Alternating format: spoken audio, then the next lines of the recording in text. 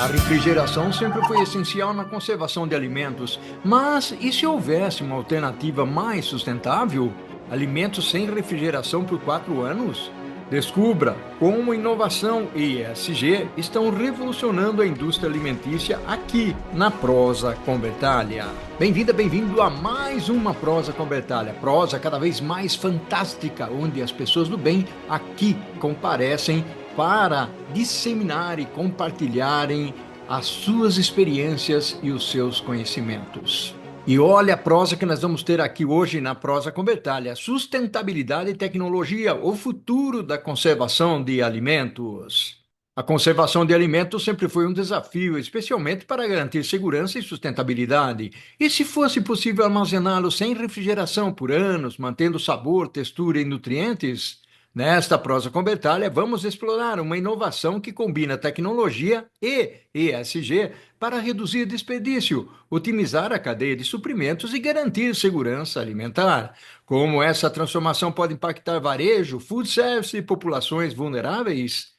Junte-se a nós para entender como o futuro da alimentação já está sendo moldado. Vamos refletir sobre esse tema fascinante e importante aqui na Prosa com Bertalha, onde a educação e os negócios caminham juntos para trazer muito mais inspiração à sua jornada. E eu tenho o privilégio de trazer para a Prosa com Bertalha a Flávia Murgel, ela que é CEO e empreendedora com mais de 25 anos de experiência em relacionamento corporativo, inovação e gestão estratégica. Especialista em networking de alto impacto, já liderou iniciativas em comunicação, eventos e parcerias estratégicas.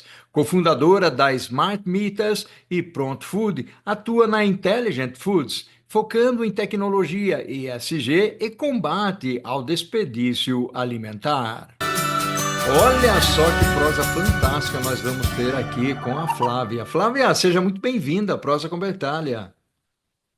Muito obrigada, Paulo. Estou super feliz em estar participando, pela indicação, né, que foi a Luciane que fez essa indicação lá do Mercado Livre. Fiquei muito honrada também e vamos lá. Que eu puder contribuir, vou ficar muito feliz. Com certeza vai contribuir. A gratidão enorme a Luciane Avelar, que indicou você para fazer essa prosa aqui conosco. E, Flávia, ó, já vamos lembrar o pessoal para botar um joinha para Flávia, se inscrever no canal, acionar aí o sininho da notificação, que é muito importante para a gente divulgar esse nosso voluntariado na educação aí.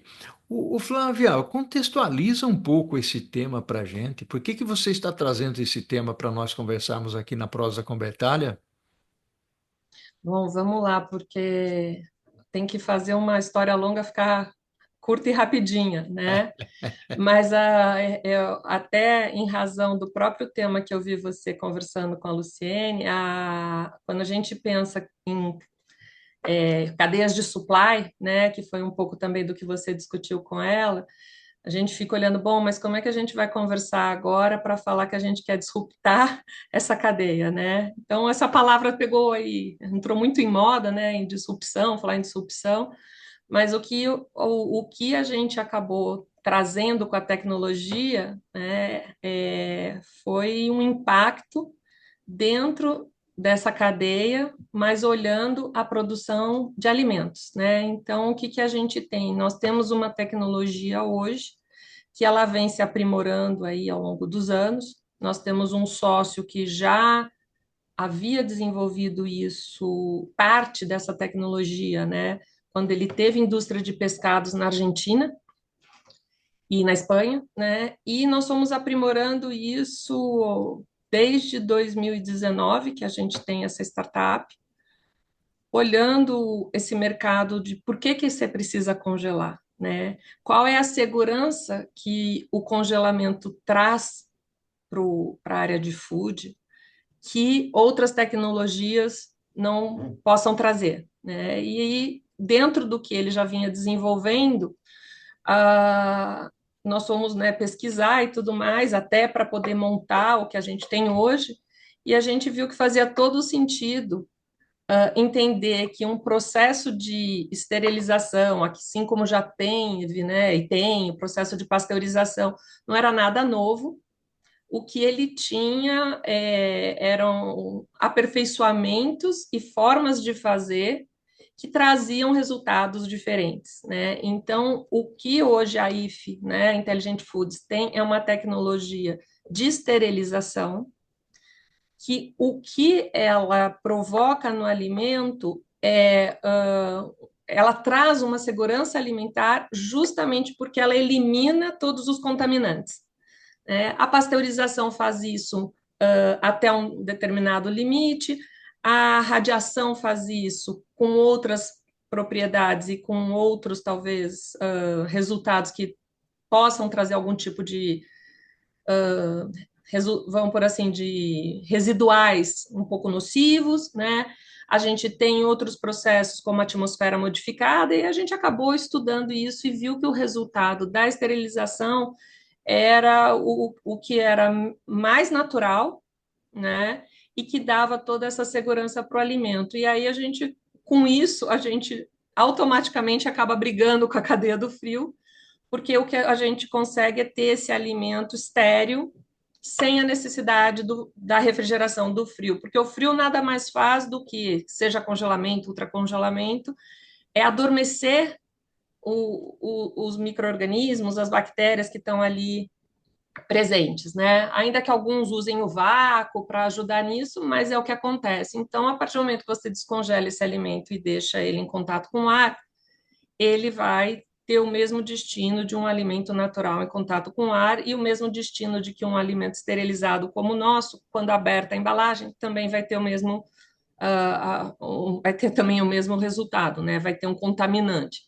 Então, hoje a gente tem esses produtos que se tornaram linhas, né, que nós estamos desenvolvendo, produtos que são shelf stable, então ele tem uma validade estendida, eles independem da cadeia do frio, né, e eles têm segurança alimentar. Então, resumindo aí, é um pouco o cenário onde a gente está envolvido e hoje lançando duas linhas de produtos, né? Uma para a área institucional e uma para mais olhando o consumidor final. Bacana, fantástico, Flávia. Aliás, quando a Luciane comentou sobre essa perspectiva e nós nos falamos um pouquinho, a ideia era exatamente trazer esse contraponto, porque a gente tem feito aqui algumas prosas voltadas para o desafio da cadeia do frio, né?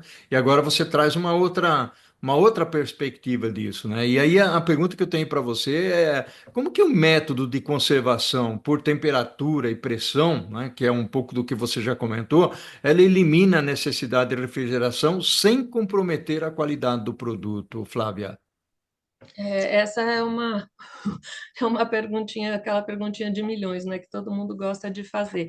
Eu acho que muito do resultado que a gente conseguiu atingir vem, acho que tem muito, vamos por assim, empirismo, né, muita tentativa e erro na medida que a gente foi fazendo muito teste. Só na pandemia, para você ter uma ideia, a gente acabou com mais ou menos 150 produtos na prateleira, né? Porque a gente colocou a tecnologia para temperos, para sucos, para comidas para pet, para comida para humano, que todo mundo chegava com essa curiosidade, né? Então, o que hoje a tecnologia consegue é manter essas características que a gente chama de organolépticas do alimento.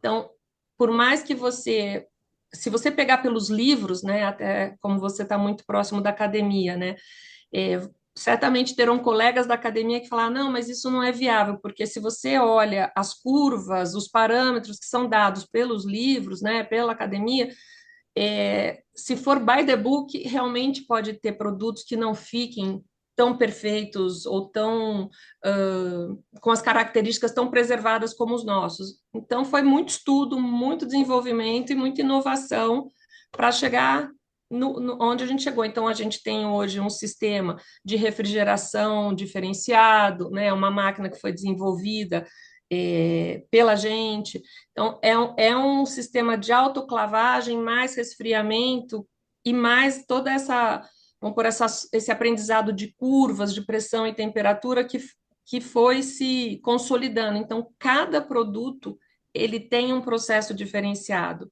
né? Então, não é assim, ah, não, olha, tem uma fórmula única que você faz desde o estrogonofe até o suco de melancia. Não. Cada produto ele é estudado, né? Você entende quais são as características daquele produto, qual é o pH daquele produto, para daí então você começar a trabalhar nessa formulação técnica, né, de como você vai colocar a temperatura e a pressão. E realmente, quando você faz isso em níveis que laboratorialmente é conhecido como esterilidade comercial, você recebe um atestado de que aquele produto está estéril, né? Então, hoje tudo que a gente faz é atestado por laboratórios, tanto acreditados aqui como fora do Brasil. Que legal. O Flávio, um dos grandes pontos ou problemas que a gente enxerga nessa cadeia, principalmente quando nós falamos de alimento, é a parte do desperdício. Eu queria, de certa forma, explorar contigo aqui o impacto dessa inovação que você está comentando na redução aí, o Flávio, do desperdício de alimentos, tanto na indústria como no varejo. Então, Paulo, o tema ele é bastante amplo e bastante complexo. Ah, quando a gente fala onde a gente vê o impacto, né, na questão do desperdício, e isso é uma bandeira que a gente acaba levantando muito, é porque na medida que você tem você consegue dar ao alimento um prazo de validade estendido, né, você significativamente reduz o desperdício, né? A partir do momento que você faz a logística desse alimento sem o receio de ter o entregador abrindo e fechando um caminhão, que no caso, por exemplo, do congelado refrigerado, né, sem isso impactar onde ele vai ser armazenado. Você tira preocupações que, de novo, estão ligadas, por exemplo, ao frio, e este alimento não vai sofrer, seja com a alta temperatura, seja onde ele vai estar armazenado, porque pode pegar um pouco mais de sol, um pouco mais de calor. Então, neste contexto, você já tem aí um impacto no desperdício. A outra coisa que a gente vê, por exemplo, vou falar de um mercado que a gente está conversando muito, que é o food service, o próprio preparo dos alimentos, né? Ele acaba tendo muito desperdício. Então, se você pega hoje, por exemplo, uma empresa que atua em várias localidades do Brasil, que é enorme, né? O que que ela precisa manter? Ela precisa manter padronização desse alimento.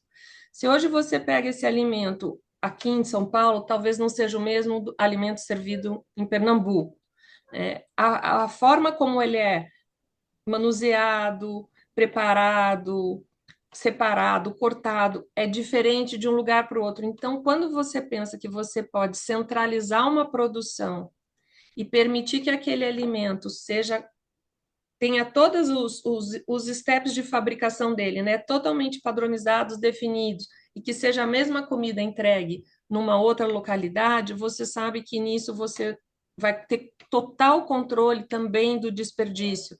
Então, acho que essa coisa da padronização ajuda muito na contenção do desperdício. E fora que o alimento congelado, ele acaba sendo jogado, né, fora muitas vezes porque degelou, fez aquela camada do cristal. E quando você compara com o alimento que está in natura ou somente refrigerado, né, você permitir que a validade dele seja estendida já é um ganho enorme, né? A gente hoje está conversando com o pessoal dessas centrais de abastecimento, que trabalham com banco de alimentos, porque o que você vê de alimento que não está tão perfeito, ou que pode estar quase estragando, mas que ali serve, poderia ser manuseado, né? E de repente passar de ser simplesmente um insumo para ser uma refeição pronta, é, acho que tem um arsenal aí gigantesco de produtos que a gente poderia mexer junto dessas centrais de distribuição. Os CEASAs, né, que a gente está acostumado a ver, porque você conseguiria fazer a produção, né, desse insumo quase perto do vencimento para se tornar uma comida e ajudar no combate também da fome.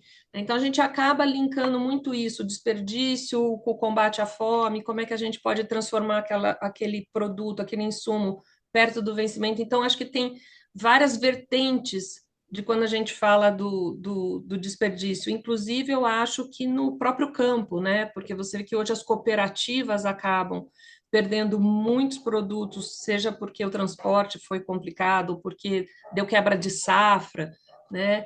Então, a gente acha que esse contexto do desperdício acaba não só pegando a indústria, o varejo, mas também o campo, né? Então, é um pouco, é o que eu te falei, acho que é bastante amplo aí o espectro da questão do desperdício, né? Muito legal, muito legal. Uma contribuição fantástica você está trazendo aqui. Um outro ponto que eu queria trazer, a gente fala muito sobre ESG, sobre sustentabilidade, pegada de carbono, descarbonização. Como é que a gente poderia imaginar, o Flávio, essa tecnologia se encaixando dentro das práticas de ESG, especialmente na redução da pegada de carbono? Como é que você enxerga isso? De novo, a gente, para falar de pegada de carbono, a gente faz muito paralelo com o que hoje a gente pode comparar no mercado, né? O transporte refrigerado versus o transporte seco, armazenamento refrigerado versus armazenamento seco. Quando a gente coloca isso no papel, é que hoje a IFA ela está no momento de apresentação dos produtos para o mercado, né? A gente está meio que fazendo vamos chamar assim, um roadshow, né, levando os produtos para a área de food service e fazendo agora, a partir de abril, os testes com o consumidor que a gente está lançando numa feira, lá na Web Summit. Então, voltando para a tua pergunta, a gente acaba comparando assim, bom, se você tem um transporte refrigerado, o caminhão é climatizado, você tem mais queima de combustível, né? O armazenamento ele é refrigerado, você tem um gasto de eletricidade muito grande. E são valores que, quando a gente pega com o pessoal, né, da área de supply, de logística, são valores que às vezes chegam do seco para o refrigerado 8 vezes mais, 5 vezes mais, às vezes mais do que isso, dependendo da quantidade de produtos que você tem que transportar ou estocar.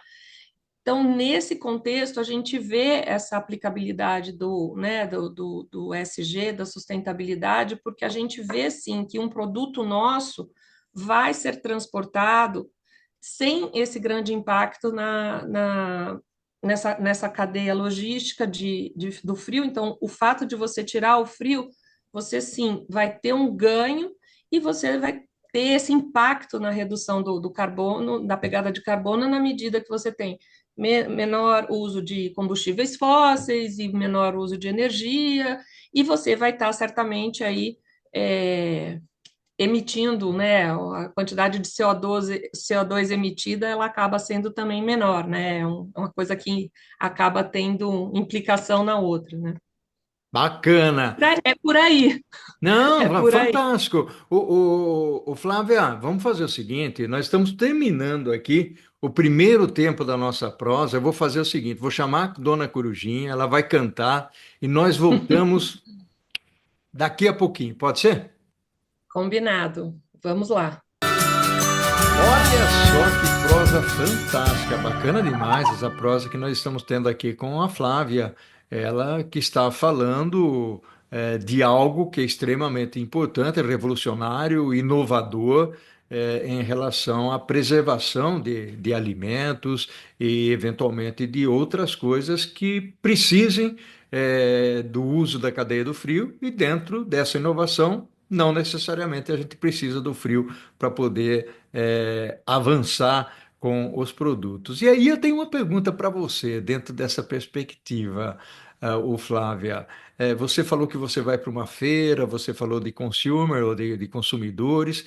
Existem barreiras culturais ou resistência dos consumidores de aceitar alimentos com maior tempo de validade ou dentro dessas características que você está mencionando? Como é que é isso?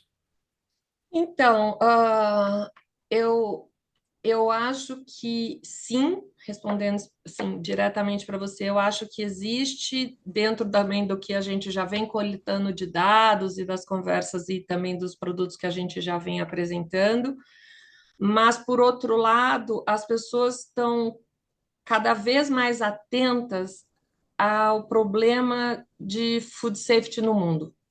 Então, as contaminações que vêm ocorrendo, talvez não, antigamente, talvez isso não fosse tão noticiado, e as pessoas estão ficando assustadas. Então, quando você vê, nossa, fez um recall de uma lata de atum, poxa, essa lata de atum a gente sabe que ela acaba passando por um processo também térmico, né? Então, tudo isso eu acho que está contribuindo para essa mudança. Tem barreira? Eu acredito que sim, porque você pergunta para a pessoa, acho que posso te relatar o que aconteceu comigo quando eu conheci, né? A gente foi comer um estrogonofe que estava há mais de 6 meses fora da geladeira, um feijão preto que estava há mais de ano, né? E um drumê de frango, que é tipo tipo uma asinha, mas não é, chama drumê mesmo, e eu nunca esqueço. E a gente falou, poxa, mas tudo isso, e estava, né, incrível. Então, acho que a gente primeiro precisa conhecer antes de julgar, né? Mas nos Estados Unidos, na Europa, isso está tão difundido. A Europa tem linhas grandes, tanto na Espanha como na Itália, como na França, de produtos que ficam fora da geladeira e que são refeições prontas, extremamente saborosas, e as pessoas já acabaram se acostumando com isso. Os Estados Unidos usa isso muito como comidas para desastres, né? Essa coisa que o americano sempre está preparado para esse tipo de problema climático. Ele usa muito, mas usa muita comida liofilizada, né? Então, eu acho que cada vez mais as pessoas vão buscar o quê? Essa segurança alimentar e a praticidade, e acho que é isso que a gente está oferecendo. Então, a gente também acho que tem uma quebra aí de paradigmas, tem uma barreira a ser enfrentada, mas acho que dentro do que a gente está oferecendo como contrapartida, possibilidade de você pegar uma refeição pronta, guardar na gaveta, esquentar em 1 minuto e meio, na hora que você quiser, onde você estiver, acho que essa praticidade toda vai mudar essa impressão do consumidor. Estamos apostando. Ah, que legal, que bacana. E aí, ô Flávia, você mencionou, inclusive, alguns países, né, Estados Unidos, Itália, França, utilizando desses recursos. A pergunta que eu tenho para você é o seguinte: quando nós olhamos pela perspectiva de mercado, né, essa inovação ela pode ser adotada por grandes redes de supermercados, distribuidores. Você chegou a mencionar food service, onde você já está fazendo algumas apresentações, tentando convencer. Conta um pouquinho disso para gente. Então, hoje, a gente montou um projeto para o food service muito escutando o que o food service trazia para a gente. Tá? Então, você ter a praticidade de, por exemplo, você está numa mineradora, numa estação dessas plataformas que ficam, né, afastadas, offshore, e você ter a possibilidade de levar uma comida que está totalmente segura para esse pessoal, nutricionalmente balanceada, né, saborosa, é um diferencial, porque hoje toda a logística, todo o transporte dessa alimentação, além de ser muito complicado, é muito caro, né? É muito caro.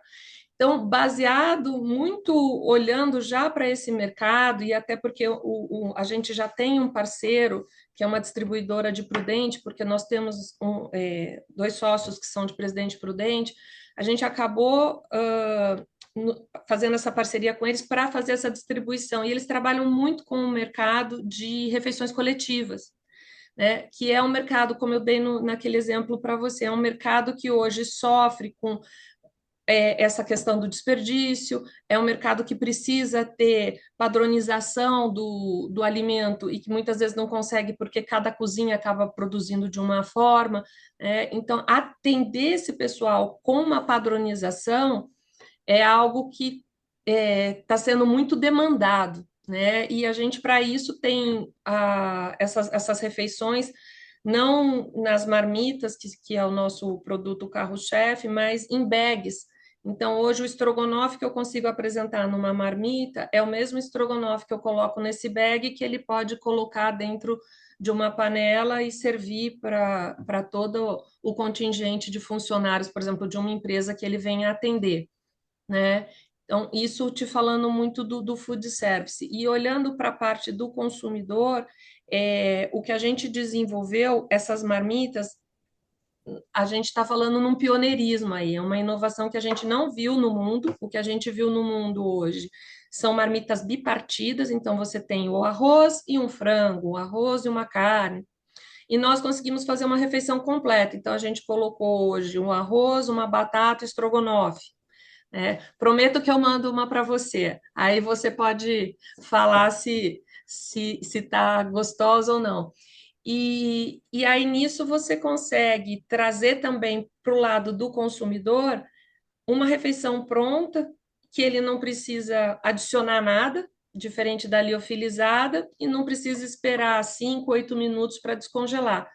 Pega, se quiser pode comer na temperatura que está, mas como a gente gosta de comer comida quentinha, 1 minuto e meio no micro-ondas e ela está pronta. Então, mais ou menos é por aí que a gente tá trabalhando e pegando esses insights, vamos colocar assim, tanto do mercado de food service como o mercado do consumidor final. Que bacana, muito, muito legal essa perspectiva que você está trazendo aí, o Flávia. O Flávia, eu queria ser um pouco, eu queria explorar um outro lado agora. Nós estamos falando de alimentos, né? Eu queria que você trouxesse uma visão, se a gente poderia utilizar essa tecnologia para outras áreas. Você falou também de emergências humanitárias, trouxe o exemplo dos Estados Unidos, mas muito voltado para alimento. Na área de saúde, você acha que tem algum tipo de aplicação? Quando você fala saúde, seria de tratar mais a parte do alimento, como o alimento, vamos por assim, Porque nós hospitalar, utilizamos, como nós utilizamos cadeia do frio, né? Vacinas ou coisa desse tipo. Você acha que daria para a gente, de alguma maneira? então, eu não consigo te falar isso, Paulo. Até onde a gente inclusive foi uma pergunta que quando a gente apresentou o produto me foi feita, é se isso iria para a indústria farmacêutica ou para a indústria alimentícia, Ah, né? E o que que era? Era um produto que, na verdade, aí é onde está embarcado o meu maior sonho nesse projeto, era um produto proteico para tentar combater a fome e a desnutrição, tá? Então, era um produto que a gente tem ele desenvolvido, que é praticamente um caldo, que hum, tem um nível de proteína extremamente alto, para poder, de repente, pegar uma pessoa desnutrida e trazer para ela uma condição de saúde melhor, né? Que a gente sabe que hoje quem não está nutrido não aprende, né? Quem não está nutrido vai acabar demandando do nosso sistema de saúde. Então, nesse aspecto, a gente já testou, mas eu não consigo te falar, até porque tanto a pressão quanto a temperatura, ela acaba trabalhando dentro do produto de uma forma bastante agressiva, né? Então, uhum. eu não sei o que que dali sobreviveria trabalhando, por exemplo, se for uma vacina de vírus incubado ou de vírus morto, né? Não é uma área que eu domino muito, mas se o vírus estiver morto, talvez tudo bem, porque ele já está morto. Mas realmente eu não saberia te falar. O enfoque que a gente deu realmente para a saúde é nesse projeto que para mim é a minha menina dos olhos, que é a gente poder ter algo que realmente ajude a combater a desnutrição, né? E aí sim ter um enfoque mais de saúde mesmo. Não, muito legal, até porque aí, se nós olharmos pela perspectiva de política pública e tal, Sim, tem áreas onde os programas de segurança alimentar, eles fazem ou têm lá a sua importância, né? E essa contribuição que você está trazendo, e que é a menina dos olhos, né? Dos seus olhos, pode fazer a diferença, para o Brasil e para a humanidade, não é isso, Flávia? é isso. A gente já fez algumas conversas até com o pessoal que tem projetos na África. Mas só para você entender um pouquinho da dificuldade, aí vou abusar da tua audiência. O que acontece é que, como nós temos a tecnologia, muitas vezes nós não conseguimos colocar o projeto inteiro em pé, né? Então, precisaria da pessoa que desenvolve o produto, né, uma fábrica, para que a gente acople essa tecnologia e a gente saia lá do outro lado com o produto. Então, hoje, a gente está produzindo alimento para humano porque nós estamos hoje junto com uma cozinha industrial produzindo esse alimento, acoplando a tecnologia e, né, saindo do outro lado com produtos de refeições para humano. Mas essa parte do sonho é muito isso, né? Ter um parceiro que possa nos ajudar a desenvolver esse produto, que com a tecnologia a gente possa não precisamos ir na África combater a fome, né? A gente já tem um cenário bastante complicado onde a gente vive, né? Mas se a gente pudesse com isso, é o que você falou, transformar num projeto de política pública, de saúde, e até eu falo que educacional, né? Porque a partir do momento que você consegue trazer para as crianças, né, essa dignidade alimentar, que eu chamo, certamente nós vamos ter um resultado muito melhor. As crianças voltam a estudar, voltam a frequentar a escola e não precisa ficar só naquela coisa da água e da bolacha que a gente sabe que não sustenta nenhuma criança, né? Que Mas bacana! a menina dos olhos, assim, se começar a falar disso, não para mais. Não, muito legal, uma contribuição fantástica, até porque nós estamos trazendo aqui para o canal. O canal ele tem uma visão de empresa, uma visão corporativa, uma visão de startups, de contribuição para a sociedade, ESG, e isso que você trouxe como contribuição, seguramente tem, né, um viés de ESG bastante forte. Gratidão enorme pela sua participação aqui na Prosa Convertânia, Flávia. Eu que tenho que te agradecer, eu fiquei super surpresa aí, né? Acho que você ser indicada por uma pessoa tão querida e aí poder ter a oportunidade de falar com outra pessoa querida, só cria uma rede muito gostosa para a gente estar inserido. Então, super obrigada, obrigada pela oportunidade, porque começar uma empresa assim, né? Meu pai até brinca, meu pai empreendeu, ele fala, mas o que é startup? Eu falo, pai, é o que você fez lá atrás quando você começou a sua indústria, né? A mesma coisa, só a gente só deu um nome mais bonito, mais americanizado. Mas então queria realmente te agradecer porque é muito legal a gente poder ter essa oportunidade, principalmente quando a gente está começando, né? Bacana, bacana demais, gratidão enorme pela sua contribuição. De novo, um grande abraço para a Luciane, que te indicou, que trouxe você aqui para a gente conversar. Com Um abração certeza. para você, tudo de bom, ao Igualmente, Paulo. infinito e além. E o que nós Vamos lá. fazemos em vida ecoa na eternidade. Um abração. Tchau, tchau. Outro para você. Tchau, tchau.